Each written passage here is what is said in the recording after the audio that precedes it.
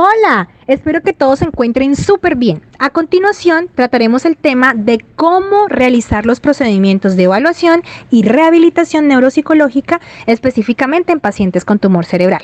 Así que te queremos dar la bienvenida a este video tutorial. Deseamos que la información que está aquí establecida sea realmente pertinente para las personas que tienen algún interés en esta temática. Acompáñanos. Abordaremos la etiología de la lesión encefálica, específicamente en los tumores cerebrales. Este video tutorial va a estar dirigido por Judy Beleño, Jacqueline Torres, Carol Torres y Camila Páramo. Somos estudiantes de la Facultad de Psicología del cuarto semestre de la Universidad Cooperativa de Colombia, Campus Neiva. El objetivo de este video tutorial es abordar de forma didáctica procedimientos de evaluación y rehabilitación neuropsicológica en pacientes específicamente con tumor cerebral. Luego de ello, lograr identificar los principales tumores cerebrales, sus síntomas y cómo se pueden presentar dichas anomalías. Luego, poder clasificarlos según el origen y el grado de infiltración dentro de ese tejido nervioso, logrando así visualizar la magnitud de su malignidad. Ahora sí, iniciemos. ¿Qué son los tumores cerebrales? Según Portellano 2005, hace referencia a todo tipo de proliferación neoplásica que crece en el interior de la cavidad craneana y sobre todo en el propio tejido craneal. Aunque cabe resaltar, y es importante también denominar, que pueden presentarse en meninges, en el cráneo y en los nervios. Estas manifestaciones se producen de manera muy rápida, debido a esa naturaleza expansiva que suelen tener los tumores cerebrales, sin que ninguna región del sistema nervioso pueda ser inmune a esa formación. Luego de conocer un poco acerca del concepto de qué es un tumor cerebral, ahora vamos a dar inicio a los tipos. Empezaremos con los gliomas. Se dice que es un tipo de tumor que se desarrolla en el cerebro y en la médula espinal. Los gliomas comienzan en el soporte viscoso de esas células gliales que rodean las células nerviosas y son las que realmente ayudan a ese funcionamiento. Reciben esta denominación cualquier tumor originado por esa proliferación indiscriminada de esas neuroglías, aunque son más frecuentes como consecuencia de los astrocitos. Se dice que en la infancia estos gliomas suelen ser encapsulados y de buen pronóstico, pero realmente en la adultez existe mayor riesgo de malignización y de infiltración. Continuamos con el meningioma, que es un tumor que surge de las meninges, que son las membranas que rodean el cerebro y la médula espinal. Aunque técnicamente no es un tumor cerebral, se lo incluye en esta categoría porque puede comprimir o presionar el cerebro, los nervios y los vasos adyacentes. El meningioma es el tipo de tumor más común que se forma en la cabeza. Como son tumores no gliales, de crecimiento lento, se originan en las encubiertas externas del sistema nervioso, especialmente en la dura madre o en el espacio subaranoideo. Según Portellano 2005, el 20% aproximado de ese tipo de neoplasias cerebrales son en adultos y generalmente son benignas, con un pronóstico relativamente saludable. En este orden de ideas continuamos con los schwannomas, que son tumores benignos desarrollados en las células de Schwann. Recordemos que son las que producen la mielina que envuelven los axones del sistema nervioso periférico. Estas pueden presentarse tanto en los nervios craneales como en los nervios raquídeos. Generalmente se producen en el nervio trigémino y en el nervio auditivo, provocando pérdida de audición y dolores faciales respectivamente. Se dice que los schwannomas suponen el 8% de los tumores primarios intracraneales y los más frecuentes se asocian al nervio vestibular o acústico. Estamos hablando del octavo par craneal y con menos frecuencia en el nervio trigémino, que es el quinto par craneal, al nervio facial, que es el séptimo par, y al nervio glosofaringeo, que sería el noveno par.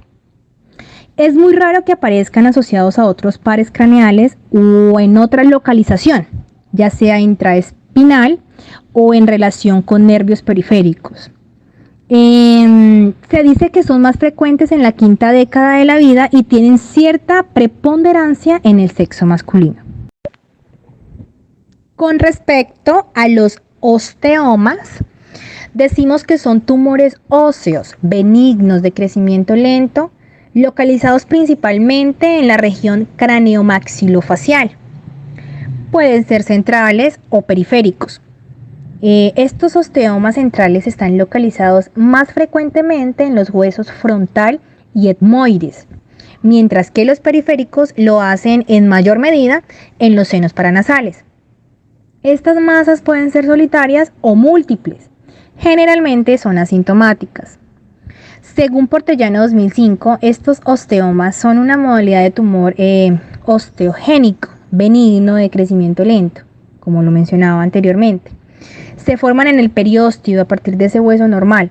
Estos normalmente están localizados en la cara externa del cráneo y se forman casi exclusivamente en los huesos del cráneo, y en la cara y en la predilección de la mandíbula.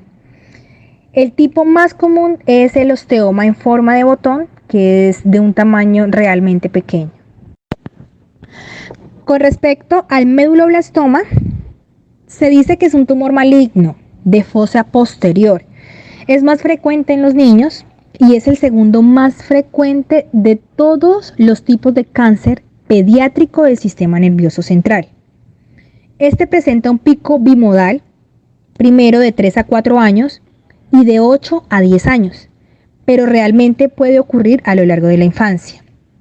Este es un tipo de tumor neuroentodérmico primitivo. Al ser tumores malignos, aparecen casi exclusivamente en el cerebelo de los niños. Resultan de crecimiento de esa germinación celular que se infiltra en el cerebelo o en la parte baja del tronco cerebral. El pronóstico es desfavorable, con tasas de supervivencia de 1 año y medio a 2 a pesar del uso de la radioterapia. Y finalizando esta primera intervención, concluimos con los tumores hipofisarios. Son relativamente frecuentes, ya que los adenomas hipofisarios constituyen el 10% de los tumores cerebrales primarios. Se tratan de neoplasias benignas, de crecimiento lento y más frecuentes en los adultos, y lo realmente característico es que su presencia altera el patrón neuroendocrino. La mayoría de estos tumores, como son de crecimiento no canceroso, como ya lo nombramos, son benignos, también son llamados adenomas, ya que permanecen en la glándula pituitaria o en los tejidos que la rodean y no se diseminan a otras partes del cuerpo. ¿Cuáles serían los síntomas de un tumor cerebral?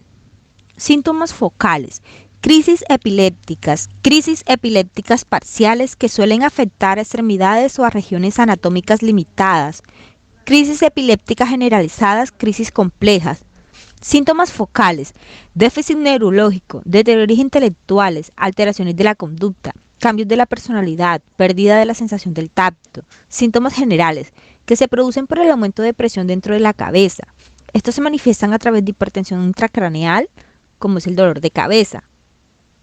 Dependerán de su tamaño, velocidad de crecimiento y localización, y entre los más comunes están: normalmente la primera manifestación se da por dolor de cabeza, que suele ser permanente. Otros síntomas precoces, como la falta de coordinación y equilibrio, visión doble y mareos. En fases más avanzadas se dan náuseas y vómitos, fiebre intermitente, pulso y una frecuencia respiratoria anormalmente rápida o lenta, y convulsiones. ¿Cómo se clasifican los tumores cerebrales? Pueden clasificarse en función de su origen, en el grado de infiltración en el tejido nervioso y malignidad. Encontramos los primarios. Se originan en cualquier parte del sistema nervioso. Casi siempre son gliomas que crecen a partir de los tejidos que rodean y sostienen las células nerviosas. Generalmente no hacen metástasis fuera de este. Los secundarios, su origen son metástasis cerebrales producidas como consecuencias de cáncer en el exterior del sistema nervioso, como cáncer de pulmón, de mama, etc. Están los infiltrantes encapsulados. Los tumores infiltrantes no tienen un límite bien establecido con relación al parénquima cerebral, mientras que en los encapsulados tienen un efecto comprensivo sobre la masa cerebral. De igual forma, tiene límites bien definidos, lo que hace que se sitúen frecuentemente en el cráneo o en las meninges. Los benignos y malignos. Los tumores se clasifican en función de su malignidad. Se clasifican en una escala entre 1 y 4, siendo 1 y 2 pues, benignos y habitualmente no causan metástasis, y en el caso 3 y 4 pues sucede lo contrario. Estos sí son malignos y causan metástasis. Sin embargo, algunos tumores considerados benignos pueden tener peligrosidad, ya que su extirpación puede asociarse a riesgos quirúrgicos para acceder a ellos. A continuación hablaremos de las alteraciones neuropsicológicas causadas por los tumores cerebrales. Los déficits o alteraciones neuropsicológicas tras una lesión cerebral, en este caso por un tumor cerebral, puede ser, y de hecho generalmente son, muy diferentes entre unos pacientes y otros. El número de déficits neuropsicológicos y su gravedad va a depender de diversos factores, como el tipo de lesión, la localización y extensión de la misma, las complicaciones que ocurran durante la fase aguda e incluso las características propias del paciente. Los tumores de localización frontal, en términos generales, producen empobrecimiento de las funciones cognitivas con disminución en la fluidez del lenguaje y la capacidad de aprendizaje en las tareas secuenciales o complejas, conformando una sintomatología característica del síndrome disejecutivo. Por otro lado, están los tumores del lóbulo parietal, los cuales se caracterizan por las alteraciones en el sentido del tacto, con dificultad para identificar o recordar los objetos que han sido identificados a través del mismo. Cuando los tumores se localizan en el lóbulo temporal, pueden presentar trastornos de audición, memoria o personalidad. Si se sitúan en las zonas más profundas del lóbulo temporal izquierdo, se producirían alteraciones selectivas de la memoria verbal o trastornos de la memoria icónica si se afecta el hemisferio derecho. Por último, si se encuentra localizado en el tronco cerebral, puede producir alteraciones sensitivas o motoras en los nervios craneales. Como está acá plasmado en las diapositivas, tenemos la localización del lóbulo frontal con algunas alteraciones como son los trastornos de la conducta y el humor. En el lóbulo parietal está la fascia fluida. En el lóbulo temporal, con ejemplo, apraxia idiomotora. Y en el lóbulo occipital está la alexia sin agrafia y demás. ¿Qué recursos necesitamos para realizar una evaluación neuropsicológica? Para identificar y evaluar el deterioro cognitivo de un paciente que presenta un tumor cerebral, es realmente indispensable conocer los aspectos relevantes de dicha neoplasia del sistema nervioso central, tanto de las primarias como secundarias. De igual forma, se requiere indagar de los estudios y tratamientos para conocer el impacto que tiene sobre la función cognitiva comprometida. Se requiere además comprender las diversas sintomatologías que se presentan en estas neoplasias, para así poder ubicarlas según su tipo y región. Y por último, conocer los diferentes instrumentos de evaluación para establecer signos y síntomas que nos llevarán a la generación de un diagnóstico o concepto neuropsicológico óptimo e idóneo. De lo anterior se desprende estar en condiciones de plantear estudios prospectivos de manejo y rehabilitación neuropsicológica. Según Peña, Hernández y Harney en 1997, la evaluación neuropsicológica exige un estudio interdisciplinario. No se puede reducir exclusivamente a la explicación de pruebas formales, ni a la cualificación de los síntomas sin seguir un estudio sistemático. La reflexibilidad creativa y la experiencia de examinador son características importantes para lograr una evaluación neuropsicológica adecuada. La rehabilitación está dirigida a alcanzar cambios funcionales mediante el restablecimiento o refuerzos de patrones de conducta y de actividad cognitiva previamente aprendidos.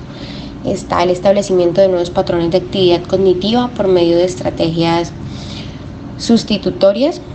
Está la introducción de nuevos patrones de actividad, pues gracias a los mecanismos compensatorios internos o externos, y está la ayuda del paciente y a su familia para adaptarse a la nueva condición de discapacidad y mejorar el funcionamiento global. Rehabilitación neuropsicológica. Esta abarca cualquier estrategia de intervención que tenga como objetivo permitir a los pacientes que han sufrido una lesión cerebral y sus familiares reducir las alteraciones cognitivas y conductuales, manejar estas dificultades y reducir su impacto en la vida cotidiana para remediar o aliviar las déficits que surgen tras la afectación neurológica. En estas se incluyen diferentes tipos de intervención, entre los que están la rehabilitación cognitiva, la modificación de conducta, la intervención con familias y está la readaptación vocacional o profesional. Instrucciones para la evaluación neuropsicológica. Según Peña Hernández y Jarnett de 1997, la evaluación neuropsicológica exige un estudio interdisciplinario. No se puede reducir exclusivamente a la aplicación de pruebas formales ni a la cualificación de los síntomas sin seguir un estudio sistemático. La flexibilidad, creatividad y la experiencia del examinador son características importantes para lograr una evaluación neuropsicológica adecuada. La evaluación neuropsicológica no es simplemente la aplicación de uno o varios TEC, sino que se trata de un paso u opción para facilitar y generar este concepto diagnóstico. Dentro de los principales pasos o aspectos a tener encontramos: se realiza la revisión del registro de los resultados de otras pruebas o de otros procesos que se hayan realizado. La entrevista clínica nos permite conocer y ahondar un poco más la amnesis del sujeto, conociendo la historia clínica personal y familiar, puesto que esta adquiere un valor esencial en el proceso diagnóstico neuropsicológico, ya que nos aporta información complementaria y muy útil a la vez para saber cuál era la situación previa del sujeto al daño, lo que nos facilitan los programas de la rehabilitación más específicos. También tenemos la observación y recolección de datos, puesto que en la mayoría de los casos la conducta del paciente refleja la sospecha de la existencia de alguna déficit cognitivo. Esa sospecha nos puede llevar a formular una especie de hipótesis y sobre esta podemos elegir las técnicas y pruebas de evaluación que ayudan a contrastarla. Luego de esto se podrá realizar la corrección y valoración pertinente a las pruebas y se procederá a integrar los datos para darles una interpretación global.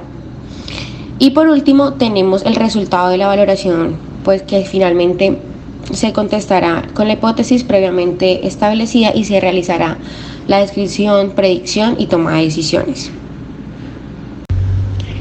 Dentro de esa rehabilitación neuropsicológica, la velocidad de los mecanismos implicados en la reparación neuronal depende del tamaño y la localización de la lesión, pero también del tamaño del circuito afectado por la lesión de grado, de conectividad dentro de la red y de la experiencia.